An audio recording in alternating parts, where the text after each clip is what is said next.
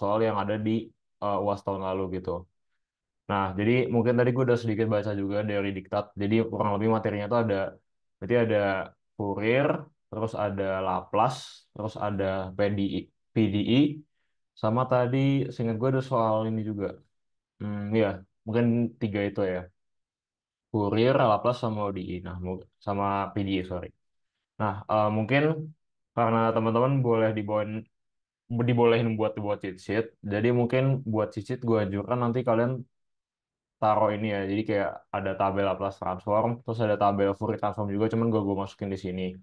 Karena ini bakal ngebantu teman-teman banget buat ngerjain soal-soal kayak Laplace transform yang ada di nomor 3 atau nomor 5. Dan mungkin buat lain-lainnya tuh bisa nanti dimasukin yang kira-kira ngebantu teman-teman kayak gitu. Nah, oke. Jadi mungkin gue bakal bahas dari nomor satu. Jadi buat nomor satu itu basically dikasih fungsi kayak gini. Bentar, nah, basically dikasih fungsi kayak gini.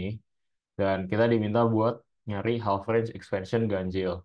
Nah, mungkin sebelum kita pergi ke half range expansion, mungkin kita harus tahu dulu apa itu Fourier series. Nah, jadi sebenarnya half range expansion itu adalah salah satu pengembangan dari Fourier series, atau mungkin kalau di kita mengenalnya dengan nama deret Fourier lah.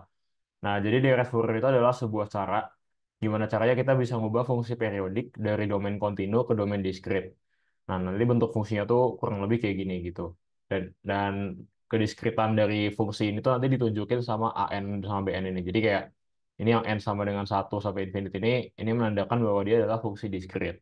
Kayak gitu. Nah, jadi direct Fourier ini itu tuh dia biasa kita nyatain dalam interval minus L sampai L, atau mungkin specifically itu biasa kayak dari min pi sampai pi, atau dari min infinite sampai infinite. Nah, sementara Lagrange expansion itu kita pengen menyatakan fungsinya itu dalam direct Fourier juga, cuman dia tuh dari 0 ke L gitu. Jadi dia bukan dari min L sampai L. Nah, alhasil karena kita pengen menyatakan fungsinya dari 0 ke L, kita perlu sedikit modifikasi ke fungsinya dulu lah. Jadi kayak kita perlu nyari fungsi bentuk periodik dari fungsinya, terus kita cari bentuk Fouriernya, nah baru kita bisa nyatain dia dalam bentuk kayak gini. Nah, kayak gitu. Nah, jadi mungkin kita kembali ke diktat. Nah, di sini tuh jadi yang gua baca, mungkin kalau teman-teman belum ngerti ini kan panjang banget ya, banyak angka-angka nggak jelas. Tapi basically yang dikerjain sama pembuat diktatnya adalah dia mencoba untuk mencari fungsi awalnya gitu, which is dinyatakan dengan ini. Nah, cara nyari fungsinya tuh gini. Jadi kan dia tuh kan fungsi ganjil ya. Mungkin teman-teman bisa ingat aja kalau fungsi ganjil itu tuh fungsi yang jadi kalau kita balik, jadi kalau misalnya kita gambar fungsinya kayak gini gitu, terus kita perlakukan ini sebagai mirror. Kalau fungsi ganjil itu dia tuh kayak kebalik gitu. Jadi kalau misalnya ini mengarah ke atas, ini bakal mengarah ke bawah. Ini namanya fungsi ganjil. Atau secara matematis itu fx sama dengan f min x. Nah, sementara fungsi genap, sorry ini min f min x, sorry. Nah, sebenarnya kalau fungsi genap, itu fungsi yang kalau misalnya kita perlakukan si axis ini sebagai mirror, itu kita bakal ngelihat dia tuh kayak sama gitu. Jadi kayak kanan kiri itu bisa dibilang nggak ada bedanya gitu. Nah, kembali lagi ke soal, kan ini kan dimintanya tuh fungsi ganjil ya. Berarti nanti teman-teman mungkin bisa bayangin aja, kira-kira 2x ini gambarnya kayak gimana, dan elemen 2x itu gambarnya kayak gimana gitu. Kemudian nanti kita bisa pakai cara yang tadi, perlakukan axis itu sebagai mirror. Terus nanti kayak kalian bayangin aja kayak kira-kira di bagian kiri dari aksisnya itu dia bakal kayak gimana fungsinya. Dan dari situ nanti teman-teman bisa ngegambarin atau mendefinisikan fungsinya dalam definisi matematis kayak gini gitu. Mungkin buat lebih lengkapnya nanti bisa dibaca aja diktatnya, ini menurut gue harusnya udah bener sih ya. Nah, terus setelah kita dapat fungsi kayak gini, itu kita bisa gunain sifat deret Fourier gitu buat nyari koefisien Bn. Nah, ini kan fungsinya tuh fungsi ganjil ya. Jadi yang kita pakai di sini adalah ini, jadi Bn sin npx per L kayak gitu. Nah, di mana koefisien Bn itu bisa kita hitung kayak gini, guys. Jadi Bn sama dengan 2 per L, 0 L, bla bla bla dan sebagainya. Nah, nanti ya udah tinggal dicari aja fungsinya.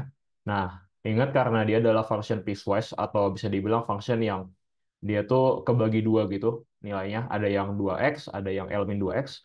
Nah, teman-teman nanti bisa integralnya dua kali gitu. Jadi dari sampai L per 2 dulu pakai function yang ini 2x, terus bisa lanjut dari L per 2 ke L. Pakai function yang L min 2x.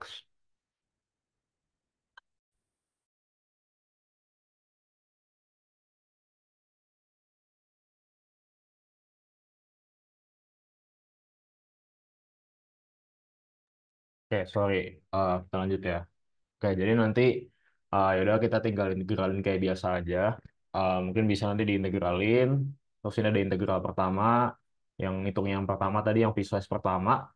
Terus nanti integral kedua itu ngitung piecewise kedua. Terus ya udah nanti kalau kita jumlahin nanti dapat hasilnya tuh kayak gini. Nah, sehingga nanti kita bisa. Oh, sorry, ini ada analisis BN dulu. Nah, jadi, oh ya, gue lupa. Ini kan sin N per Pi per 2 sama cos N Pi per 2 ya. Nah, dia tuh sebenarnya kalau kita masukin nilai satu-satu, kayak misalnya N sama dengan satu gitu, terus kita lihat nilai berapa. Itu tuh dia kayak ada semacam polanya gitu.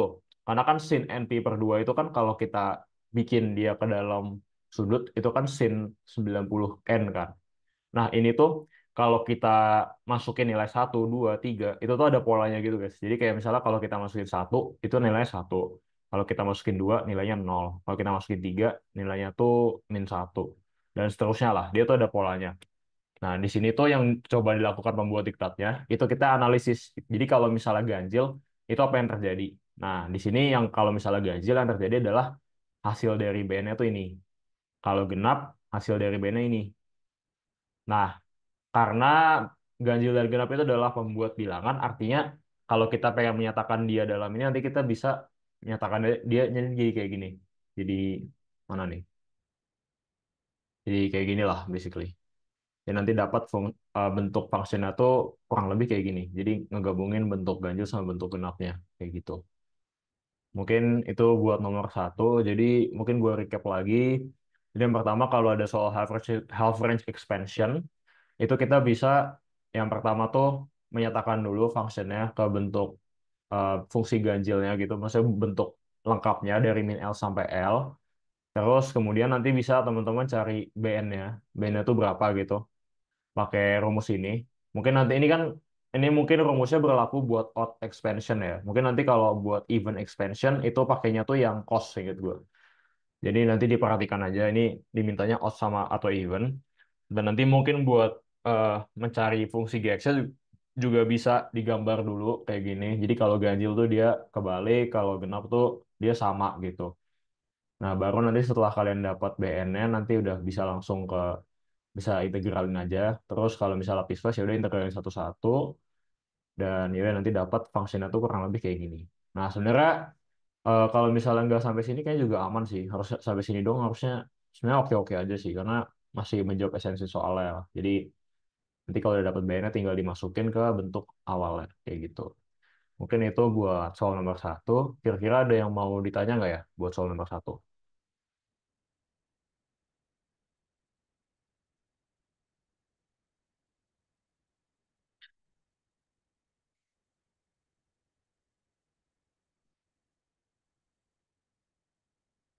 Oke, kalau aman kita lanjut ke soal nomor dua. Nah, jadi soal nomor dua itu dia soal persamaan diferensial ya. Jadi ini tuh ini tuh sebenarnya gue lupa. Itu berarti em, kalau nggak salah tuh KCL ya. Jadi kalau misalnya teman-teman pakai rangkaian RLC, itu tuh nanti dia bakal menghasilkan rangkaian orde 2 yang dia tuh menghubungkan arus gitu. Jadi dia rangkaian orde 2 yang inputnya tuh arus atau IT gitu. Nah, di sini tuh mungkin bisa teman-teman baca, di sini ada R10 ohm, L1H, C10-1F. Ini bisa nanti dimasukin aja ke sini.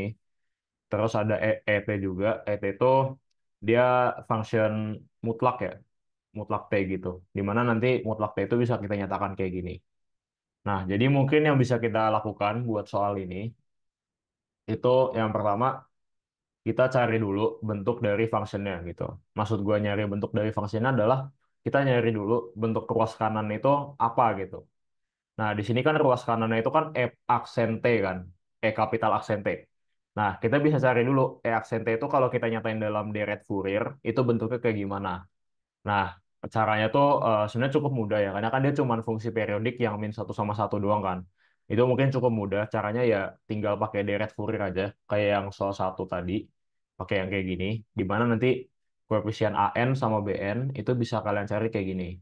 Nah, mungkin salah satu cara yang mungkin cukup gue gunakan juga ya buat nginget. Jadi gini, kalian ingat aja, misalnya kayak ini kan fungsinya kan bentuknya kayak gini ya. Jadi ada AN cos NPT per L, terus ada BN sin NPT per L. Nah, kalian kalau mau nyari AN, itu ingat aja, pokoknya udah pasti seper L, integral dari min L sampai L, terus FT. Nah, AN itu kalian tulis sama AN itu kan merepresentasikan koefisien dari ini kan, cos NPT. Ya udah berarti kalian tulis cos NPT per L, DT. Udah, dapat ini AN. Terus BN itu ya udah BN itu berarti kan itu kan BN itu kan miliknya sin kan. Berarti tinggal ya udah per L min L sampai L FT. Nanti kalian tulis sin N PT per L DT gitu. Jadi ingat aja karena AN itu miliknya cos, berarti integralnya sama cos gitu.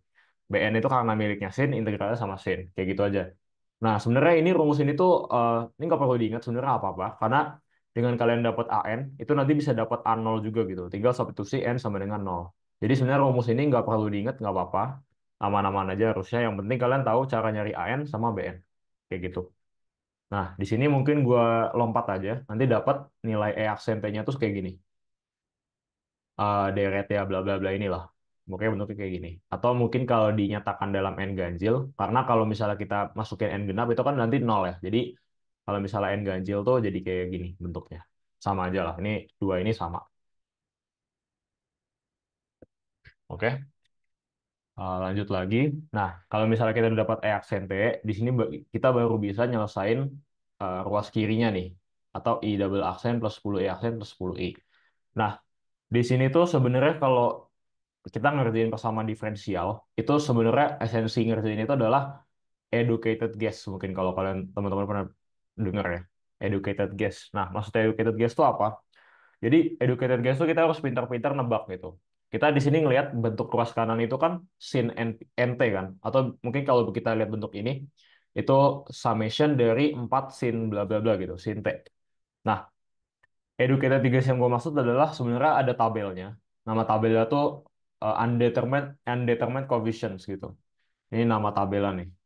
Nah, undetermined coefficients ini basically kayak menstandarisasi gimana kita nebak. Nah, jadi kayak ketika kita punya function yang ruas kanannya itu apa, kita bisa nebak kayak oh nanti hasil YX itu ini gitu. Misalnya gua kasih contoh ini misalnya berapa nih? E3X sin 4X. Nah, nanti oh hasil Y-nya tuh ini gitu. AE bla bla bla nanti kita tinggal nebak A sama B-nya tuh berapa gitu. Nah, di sini buat nyelesain soal nomor 2 itu kurang lebih sama. Kita pakai educated guess juga. Nah, educated guess itu yang gue maksud adalah gini, kan ini kan bentuknya itu kan sin kan. Nah, sin itu pasti kalau misalnya kita pikir ya, itu tuh pasti merupakan turunan dari suatu bentuk sin lain gitu. Sehingga nanti kita bisa nebak aja INT-nya tuh kayak gini. AN cos NT tambah BN sin NT. Nah, tadi kan mungkin teman-teman ngeliat ya, ini kan ada kayak summation-nya gitu kan. Nah, di sini mungkin sama penulis detailnya nggak ditulis summation-nya. Jadi kayak simply summation-nya langsung dihilangin aja gitu, langsung di-cancel dua-duanya. Itu sebenarnya nggak apa-apa sih. Jadi kayak dia mengasumsikan bahwa maksudnya meninjau bentuk kecilnya dulu gitu. Nah, di sini kalau misalnya kita turunin itu dapat nanti I aksentenya tuh ini dan I double aksentenya tuh ini. Nah, terus kalau kita masukin ke dalam persamaan awal yang tadi, yang ini nih, itu nanti kita bisa dapat eh, persamaannya tuh bakal jadi kayak gini nih, yang gede ini. Nah, terus nanti ketika kita udah menyelesaikan semua persamaan ini, itu kita sebenarnya diharapkan buat menemukan koefisien n-nya gitu. Nanti kita di sini bisa nyelesain aja. Sorry, AN sama BN-nya. AN sama BN. Nah, nanti setelah kalian udah kerjain mungkin Pak secara panjang lebar ya, nanti bakal dapat AN sama BN itu berapa. Nah, di sini dapat AN-nya tuh segini dan BN-nya tuh segini. Nah, kalau nanti kalian udah dapat AN sama BN-nya, nanti ya udah tinggal kalian substitusi aja kembali ke INT ini, nanti dapat bentuk IT-nya berapa gitu. Sehingga nanti dapat bentuk solusi akhirnya adalah ini. Dengan mensubstitusikan AN sama BN kembali ke IT-nya. Dan jangan lupa pakai ini juga ya. Karena tadi kan yang gue bilang tadi kan bentuk ruas kanannya itu kan ada sigmanya kan. Ada bentuk sigmanya nih. Jadi kita perlu masukin juga gitu. Kita perlu apa ya bahasanya ya. Kita perlu kayak masukin lah dia ke perhitungan. Karena simply nggak make sense aja gitu kalau misalnya ruas kanannya ada summation ini, tapi ruas kirinya nggak ada summation. Jadi ya mungkin kayak gitu buat nomor dua. Oke, kira-kira buat nomor dua ada yang mau ditanya nggak?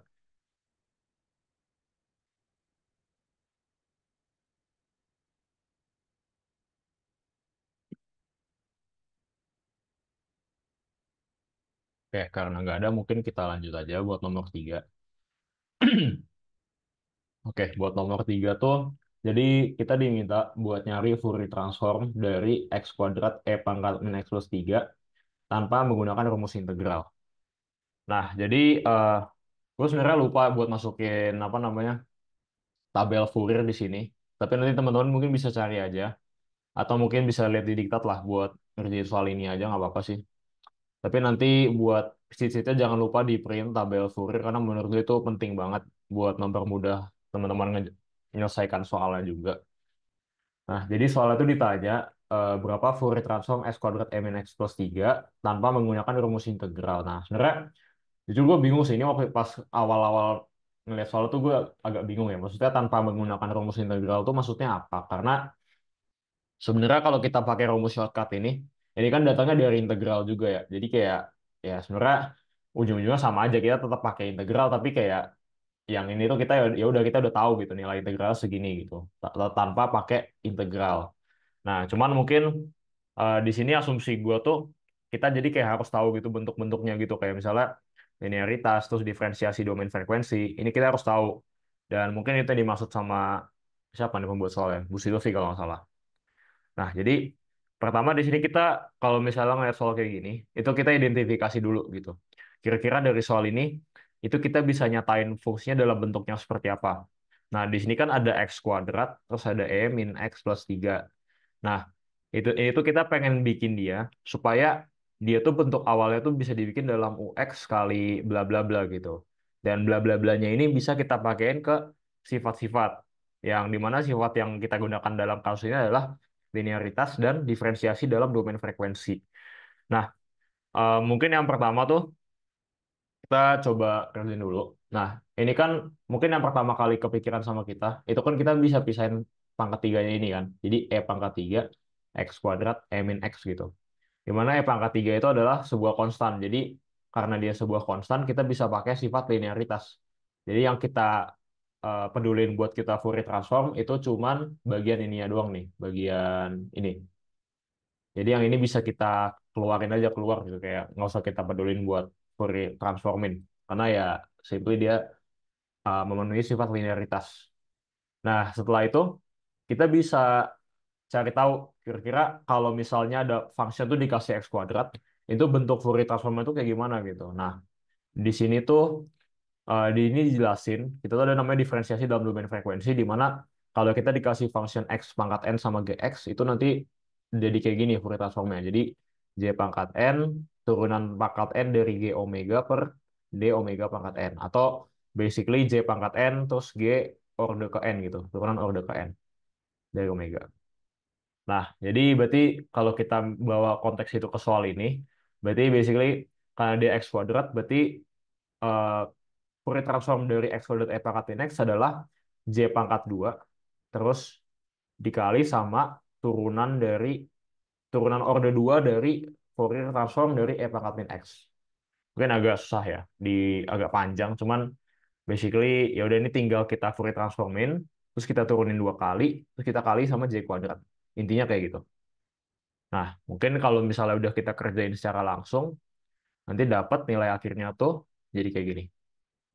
Ini setelah dikalikan sama 2 pangkat 3 dan dikalikan sama ini, di mana ini adalah Fourier transform dari x kuadrat min x ux gitu.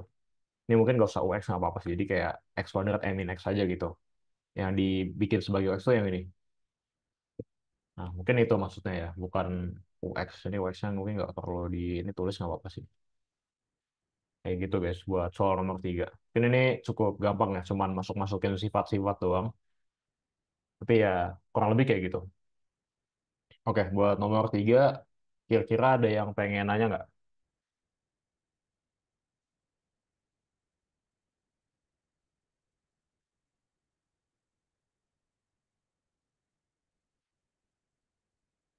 Oke, nggak ada. Oke, ya udah kita lanjut ke soal nomor 4. Nah, jujur soal nomor 4 ini menurut gue cukup gila ya. Maksudnya kayak gue lihat ini kayak panjang banget itu soalnya, tapi kayak oke nggak apa-apa. Sebenarnya tuh biasa ya, deret apa partial differential equation itu elektro tuh nggak pernah belajar gitu. Cuman tadi gue kebetulan kayak gue lihat-lihat kayak kira-kira PD itu bentuknya gimana kan. Dan tadi kebetulan gue ngeliat ada di Reslet Boundary Condition. Jadi gue tadi penasaran dan gue tadi nonton satu video YouTube juga. Kan ini video YouTube-nya di sini. Ini ada dari channel Help Miller. Mungkin nanti teman-teman kalau pengen lihat lebih lanjut bisa dibuka aja ya channel Help Miller. Ini menurut gue cukup bagus juga ngejelasin PDE dengan cukup komplit lah dari awal gitu. Kira-kira uh, penurunan dari PDE itu kayak gimana? Nah, nanti mungkin bisa teman-teman lihat aja. Tapi ini 39 menit ya. Jadi nggak mungkin gue kasih lihat semua. Tapi mungkin bakal gue coba rangkum aja. Nah, jadi mungkin balik lagi ke diktat. Jadi diktat itu kan kita pertama harus meninjau dulu boundary condition sama initial condition. Nah, initial condition itu bisa kita dapat dengan cara kita cari dulu efeknya gitu. Kan kita kan tadi dikasih grafik kan. Grafiknya tuh kayak gini. Nah, dari grafik ini itu kita bisa nebak dulu kayak kira-kira fungsinya tuh kayak gimana sih fungsinya gitu. Nah, cuman perhatiin ini kan X ini kan dia nggak purely X kan. Dalam arti X itu merepresentasikan kira-kira L itu berapa gitu. Nah, makanya itu mungkin menjelaskan kenapa di sini udah kayak 4X per L gitu. Nah, sama mungkin nanti dapat fungsi itu 4X sama 4 kali 1 min X. Dan batasnya ya inilah, ini batasnya. Kayak gitu. Nah, batasnya itu, jujur gue nggak terlalu paham-paham banget tentang diri riset, tapi yang gue paham kayak emang kayak gitu sih. Emang dibikin kayak gitu supaya memudahkan kita buat ngerjainnya gitu. Jadi itu mungkin nanti bisa teman-teman bayangin kayak dia ada kotak, terus yang atasnya tuh kan UX, B itu dibikin sebagai X, dan yang bawahnya itu dibikin sebagai fx, dan batas kanan kirinya itu di assign nilai nol kayak gitu. Itu mungkin buat di state condition, boundary condition. Nah, kemudian di sini tuh mungkin ada namanya separating variable ya. Ini adalah satu metode buat menyelesaikan persamaan PDE. Nah, jadi tuh eh, kalau misalnya kita analisis ya bentuk persamaan PDE, itu kan bentuknya kayak gini kan. Atau basically kayak turunan kedua dari U terhadap X dan turunan kedua U terhadap Y. Kayak gitu, sama dengan nol.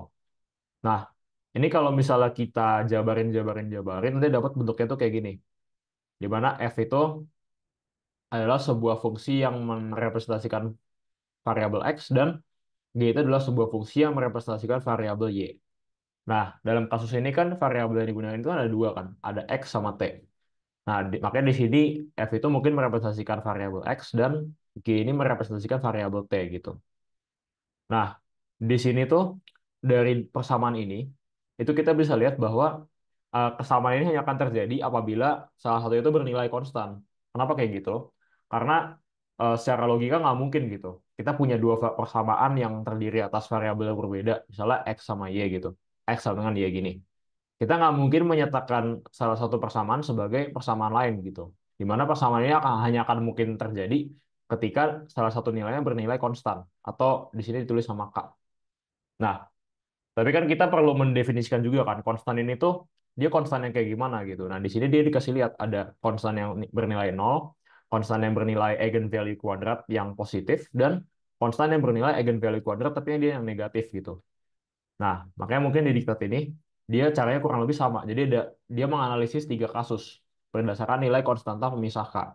Yang pertama ketika K-nya sampai dengan nol, yang kedua ketika K-nya negatif, dan di mana K-nya itu adalah minus eigenvalue kuadrat, dan kasus ketiga adalah ketika K-nya sama dengan nol dengan memisahkan K sama dengan P kuadrat. Kayak gitu.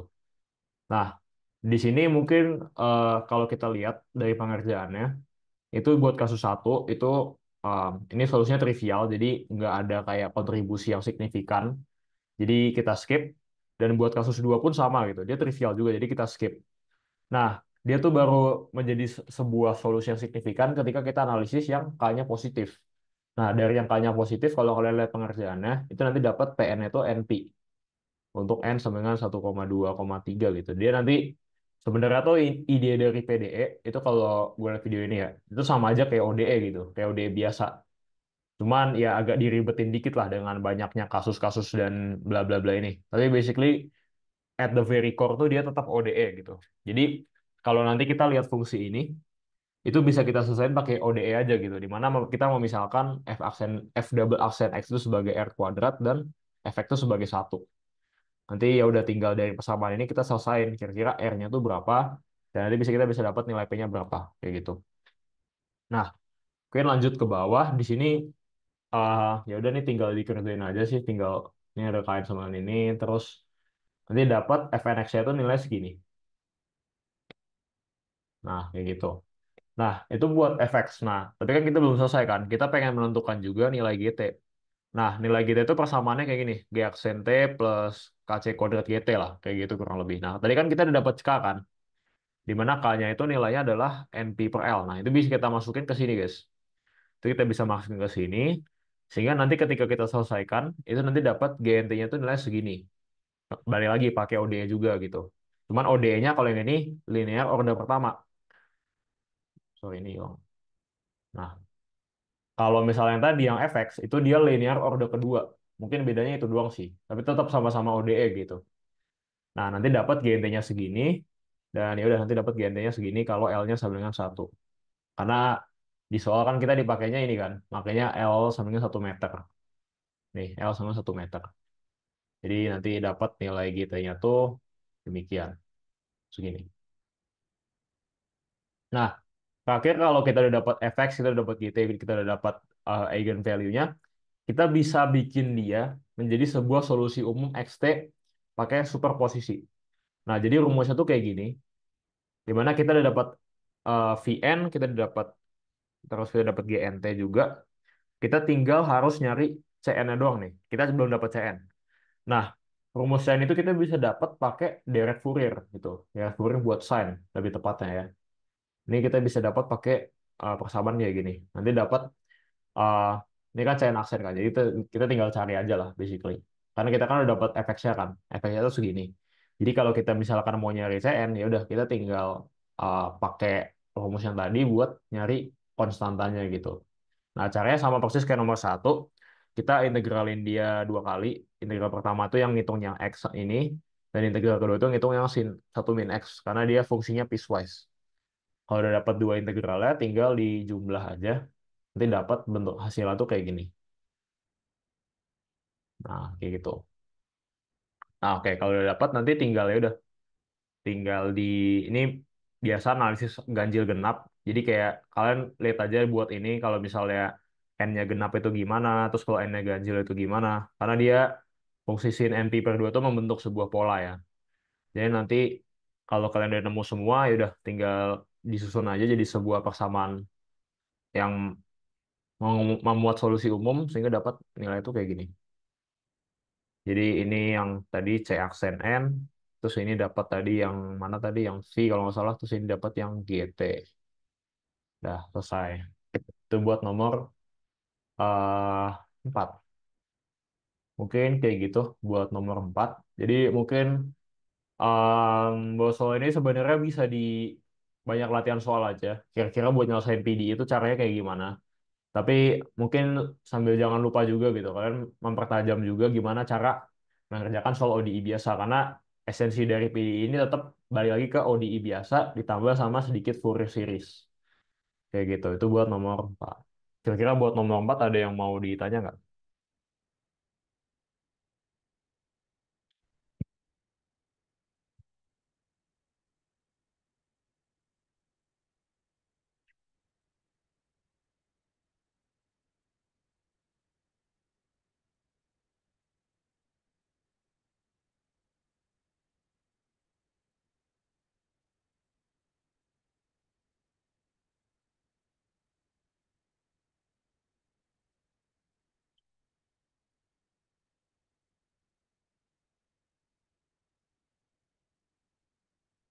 Oke, udah kalau nggak ada yang mau ditanya, mungkin kita lanjut aja ke nomor 5. Nah, mungkin buat nomor 5, itu soal itu Laplace ya. Jadi sebenarnya Laplace sama Fourier itu mirip-mirip, guys. Mungkin nanti kalau kalian udah belajar sinsis, sebenarnya kalau udah dapat sinsis juga ya biom ya. Itu Laplace sama Fourier itu sebenarnya mirip-mirip gitu. Cuma bedanya kalau Laplace itu dia pakai min S, pakai S, nggak kelihatan sorry, pakai S. Kalau Fourier itu dia pakai J omega. Nah, jadi bedanya cuma di dua ini doang gitu. Dan Laplace pun bisa dinyatakan sebagai aplikasi dari Fourier gitu, di mana S itu bisa dinyatakan sebagai S plus A, S sama dengan A plus J omega. Nah, jadi buat menyelesaikan soal nomor 5 ini, itu sebenarnya kurang lebih sama kayak nomor 3. Kayak yang tadi gitu, kayak kita sedikit ngotak-ngatik lah. Kita dari tabel yang udah dikasih, itu kita sedikit ngotak-ngatik. Kira-kira ini fungsinya bisa kita bikin apa gitu. Kita bisa apain supaya bisa kita cari Laplace transformnya. Nah, jadi sebenarnya salah satu konsep yang paling penting buat nyelesain soal kayak gini, itu adalah linearitas. Ini. Kenapa linearitas itu penting? Karena kalau misalnya kita nggak tahu bahwa ini bisa kita pecah satu-satu gitu, kan bakal jadi lama banget kan. Dan itu bakal benar-benar ngerepotin kita lah. Jadi, mungkin nanti teman-teman bisa ingat-ingat aja, ini sifat linearitas, karena menurut gue ini sifat yang sangat-sangat penting lah buat nyelesain soal-soal kayak gini. Nah, dari sini baru kita bisa pakai beberapa sifat yang berbeda. Kayak contoh ini kan ada T min A. Nah, itu namanya time shifting. Terus nanti yang integral pakai ini yang GS per S sama yang perkalian dengan T pangkat N itu pakai yang ini sifatnya. Nah, terus ini ada pasangan dasar. Ini balik lagi bisa dilihat aja di tabel Laplace transform. Nah, jadi em, ya di sini sama memecah jadi tiga bagian. Nah, ini ya udah nih nanti tinggal cari aja. Jadi misalnya kita punya sin omega t min a gitu. Jadi sin omega t min a itu kalau misalnya kita disuruh nyari Laplace transform ya. Itu kita bisa cari dulu pertama-tama sin omega t itu Laplace transformnya apa gitu. Nah, di sini kan sin omega t itu kan Laplace transformnya ini kan. Ya, ini omega per s kuadrat plus omega kuadrat. Nah, dari sini kita baru bisa pakai sifat time shifting. Nah, time shifting itu kan kalau misalnya tadi kita ada dikasih fungsi ini nih, kita ada dikasih fungsi awalnya. Nah, nanti kalau misalnya dia di time shift sebanyak A unit, dia nanti tinggal dikali sama E pangkat min AS. Nah, di sini sama yang dilakukan, karena dia di time shift sebanyak A unit juga, berarti ya udah, nanti tinggal dikali sama E pangkat min AS. Itu buat yang pertama, function pertama. Nah, buat function kedua, ini kan bentuknya integral ya. Nah, kalau bentuk integral itu sebenarnya nggak susah gitu. Itu tinggal kalian cari aja functionnya, terus nanti dibagi sama S. Nah, di sini tuh nanti dapat karena E pangkat B E pangkat B min T itu adalah transformasi Laplace itu kayak gini. Jadi nanti tinggal ya udah kalau misalnya kalian mau nyari apa namanya bentuk integralnya itu tinggal dibagi sama super S. Nanti dapat bentuknya tuh kayak gini. Nah, ya kayak gitulah. Nah, nah ini nih alternatifnya kayak gini. Tadi soal ini kayaknya bukan cara yang tadi ini, tapi bisa pakai alternatif yang ini. Jadi kayak nanti cari dulu Laplace G transforma itu berapa. Ini kan pakai E pangkat B per S plus 1. Nah, karena dia yang nyarinya adalah integral dari ini, berarti tinggal dari 1 per S. Sebenarnya gue mungkin lebih prefer cara ini sih, karena lebih lebih gampang ya, nggak perlu susah-susah lagi kayak buat nyari-nyari segala macam. Jadi mungkin nanti bisa pakai cara ini aja. Karena ini lumayan applicable juga nanti buat derivatif gitu-gitu nanti bakal kepake juga sih cara-cara kayak gini. Nah, lanjut buat T kuadrat UT min 1 itu ya udah nanti tinggal pakai rumus yang tadi.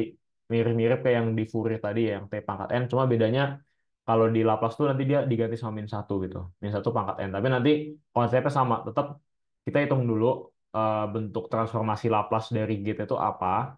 Terus nanti kita turunin sebanyak pangkatnya gitu. Kalau misalnya pangkatnya 2 berarti kita turunin sebanyak 2 kali. Nah, di sini bentar. Mana tadi? Oh, ini Tcom, sorry, kelewatan. Nah, jadi nanti kan UT min 1 tuh kan nilainya tuh ini kan. Berapa nih nilainya? Ke bawah, ke bawah. UT min 1 tuh, bentar, tadi coba ya kita lihat di sini. Itu nilainya, mana UT? Nah, ini. Ya, ini kan nilainya kan. E min CS per S gitu. Nah, berarti nanti kita bisa pakai itu. Terus nanti kita turunin 2 kali gitu. Nanti dapat nilai akhirnya adalah ini. E min S per 2 per 3, 2 per S pangkat 3 plus 2 per S kuadrat plus 1 per S. Kayak gitu. Mungkin itu buat nomor buat yang UT-1, yang T pangkat 2 tadi.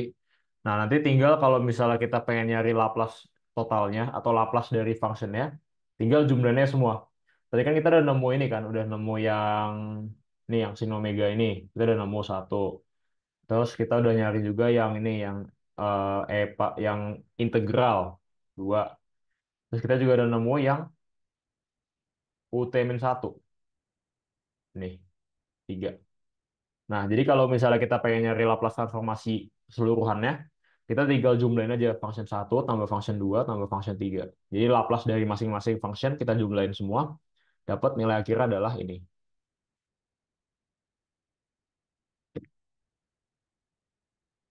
Kayak gitu buat nomor 5 ya. Oke, kira-kira ada yang mau ditanya buat nomor 5 guys?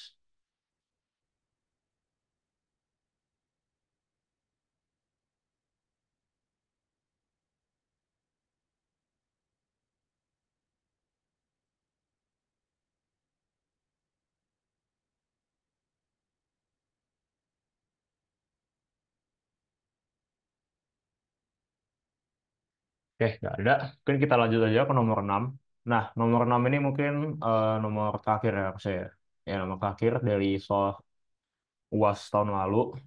Jadi kita diminta buat mencari solusi dari initial value dari problem ini.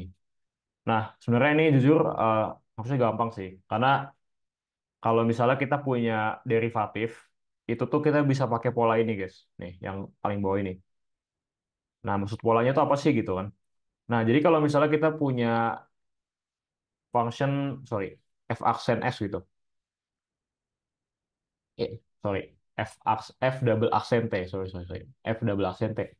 Terus kita pengen nyari Laplace transformnya. Itu tuh kita bisa pakai pola ini. Jadi kita mulai dulu dari S pangkat 2. Dia kan berarti kan order 2 kan. Dia udah diturunin 2 kali. Berarti tinggal S pangkat 2 Fs dikurang S dari F0 dikurang sorry. S pangkat 0 berarti 1 dikali F aksen 0. Nah, berarti kalau misalnya order 1 itu S kali Fs dikurang F0. Nah, ini berlaku juga buat order 3, order 4, order 5. Jadi pola itu kayak gini. Jadi yang pertama tuh S kuadrat dulu. Misalnya pangkat 2 nih. S kuadrat dikali Fs dikurang S dikali F0 dikurang 1 dikali F aksen 0 gitu. Jadi selalu mulai dari misalnya pangkat 3 ya. Mungkin gue contohin di sini pangkat 3. Kalau pangkat 3 tuh berarti S pangkat 3 Fs dikurang S kuadrat F0 dikurang S F aksen 0 dikurang F double aksen 0. Nah, ini yang dimaksud dengan initial value. Jadi ini guys, yang dimaksud dengan initial value. Nah, kalau misalnya ini nggak dikasih tahu, asumsiin aja nol gitu. Berarti mungkin nggak bisa pakai cara ini. Tapi mungkin karena di soal ini yang diminta adalah solusi dari initial value, berarti bisa kita pakai. Nah, ini tuh kita bisa pakai beberapa sifat Laplace transform kayak tadi. Tapi basically idenya adalah kita Laplace transformin kedua ruas gitu. Jadi kita Laplace transformin ruas kiri, terus kita Laplace transformin ruas kanan. Nah, nanti lo Laplace transform ruas kiri, itu kan tadi kan y aksen itu bisa kita bentuk menjadi pola tadi kan. Berarti S kuadrat YS dikurang SY0 dikurang Y aksen 0. Kemudian Y aksen itu SYS dikurang Y0 dan Y itu adalah YS doang gitu. Nggak ada lain-lain, tinggal YS. Nah, ini bisa kita pakai buat menyelesaikan soal ini. Nah, jadi nanti tinggal kita konstruksiin. Jadi dari yang Y double aksen, Y aksen, dan Y ini kita bisa substitusi ke sini. Sehingga nanti bakal dapat persamaan yang cuma ada YS doang gitu. Nanti itu dapat nih ke mana nih? Nah, jadi kayak gini nih persamaannya. Jadi ini tuh yang ruas kanan tuh diperoleh dari Laplace transformin cos-nya tadi. Yang ini bisa pakai tabel Laplace transform ya. Terus yang ruas kiri itu didapat dengan cara tadi. Kita masukin initial value-nya, terus ya udah kita tinggal masukin jadi kayak gini. Nanti dapat YS sama dengan ya udah kayak gini. Nah, jadi ide dari penyelesaian YT gitu. Ide dari kita nyari solusi initial value dengan menggunakan Laplace transform Itu basically kita cari dulu gitu. YS itu bisa kita nyatakan dalam bentuk apa. Jadi misalnya di sini YS itu kan bisa kita nyatakan dalam bentuk ini kan. Dalam bentuk 3,2 S pangkat 3 min 13 S kuadrat plus bla bla bla gitu per S kuadrat plus 4 gitu. Nah, dari sini itu kalau kita pengen nyari YT-nya, itu tinggal kita inverse.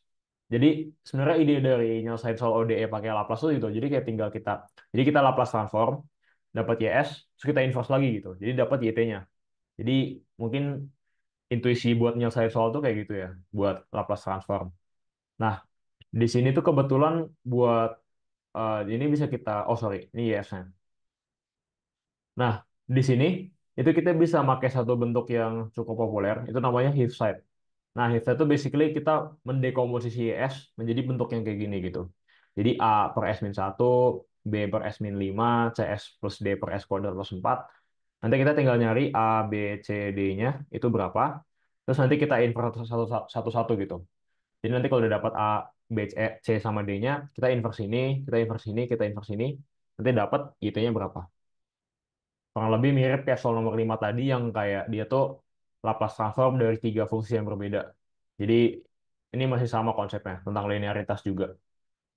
Nah, di sini tuh buat nyelesain soal kayak gini, itu kita bisa nyatain dia. Jadi kayak misalkan kita punya A per S min 1, terus B per S min 5, sama CS plus D per S kuadrat plus 4 gitu ya. Nah, ini tuh kita bisa samain dulu penyebutnya gitu. Jadi misalnya yang A per S min 1, untuk menyamakan penyebut itu kan kita perlu ngali ini kan, S min 5 sama S kuadrat plus 4. Nah, nanti dapat AS min 5 S kuadrat plus 4 ditambah, ini juga sama. Ini buat menyamakan penyebut, kita harus kali ini sama ini. TB dikali S min 1 S kuadrat plus 4. Itu CS plus D itu berarti perlu dikali ini sama ini. Tambah CS plus D dikali, ya ini nggak muat lah, tapi intinya idenya kayak gitu. Nah, nanti dapat kan, jadi nanti dapat persamaannya itu kurang lebih kayak ada S pangkat 3-nya gitu. Terus nanti ada beberapa koefisien, nanti A plus B plus C. Terus nanti ada koefisien S kuadrat tuh misalnya A plus 2B plus C misalnya gitu ya. Terus dapat S-nya berapa. Nah, nanti dari persamaan-persamaan ini, itu kita bandingkan dengan kondisi awal. Nah, kondisi awal itu kan ini kan, 3,2 pangkat S pangkat 3 min 13 S kuadrat, dan sebagainya. Nah, ini bakal kita bandingkan buat menyusun sebuah persamaan linear, tiga variabel, buat nyari nilai A, B, C, sama D. Nah, jadi kalau kita pakai cara kayak tadi, ya nanti dapat A, B, C, D-nya itu kayak gini. A-nya 1, B-nya 2, C-nya 0,2, terus D-nya min 2,4. Nah, gue nggak tahu boleh kalkulator atau enggak. Tapi kalau kalkulator kalian FX991EX, itu ada namanya mode equation, dan itu bisa kalian masukin aja gitu langsung. Jadi nanti dapat kayak A, misalnya kayak A plus B plus C plus D-nya berapa gitu. Ini persamaan 1, persamaan 2, persamaan 3, persamaan 4. Nanti dapat A, B, C, D langsung dapat gitu berapa gitu. Ya, semoga dibolehin ya. Tapi kalau misalnya boleh pakai ini, cepet banget sih jujur. Jadi nanti kayak langsung dapat persamaannya. Cuman mungkin tapi tetap nanti di ujian mungkin bisa ditulisin dulu langkah-langkah pengerjaannya supaya nggak bingung gitu dapat dari mana dosennya mungkin pas nggak periksa. Jadi nanti mungkin kalau udah agak advance nanti bisa langsung tulis aja sih kayak menggunakan kalkulator dapat ABCD berapa. Cuman kalau nggak boleh pakai kalkulator ya udah berarti harus manual gitu. Mungkin bisa pakai Alin, bisa pakai konsep eliminasi dan sebagainya itu mungkin bisa dipakai aja guys buat ngerjain soal kayak gini. Nah, balik lagi ke soal. Jadi kan kita udah dapat functionnya tuh nanti dapat kayak gini kan. Eh, ya udah kayak gini dapat kayak gini. Itu bisa kita inverse balikin aja buat mendapatkan nilai YT. Nah, nanti dapat inverse S min 1 tuh kayak gini, E pangkat T. Inverse 2 per S min 5 dapat segini. Inverse ini tuh dapat segini. Dan inverse ini tuh dapat segini. Nah, nanti dapat YT-nya tuh tinggal dijumlahin aja semua. Kayak gini. Dapat YT. Nah, ini verifikasi kondisi awal. Sebenarnya ini buat ngecek aja jawaban kalian benar atau enggak. Tapi kalian bisa cek, misalnya kalian masukin 0 di sini, kira-kira nilainya sama nggak sama nilai initial value yang awal. Kalau beda, ya mungkin jawaban kalian salah gitu. Jadi mungkin bisa eh, apa ya, teliti lagi gitu jawaban kalian ada salahnya di mana. Cuman kalau misalnya jawaban kalian sama untuk Y0 dan Y min aksen 0, Y aksen 0, berarti terbukti jawaban kalian memenuhi initial value dan bisa dibilang benar. Sehingga ya udah, karena di soal ini jawabannya cocok, berarti dapat nilai YT-nya segini. Mungkin itu buat nomor 6. Kira-kira ada yang mau ditanya nggak guys buat nomor 6?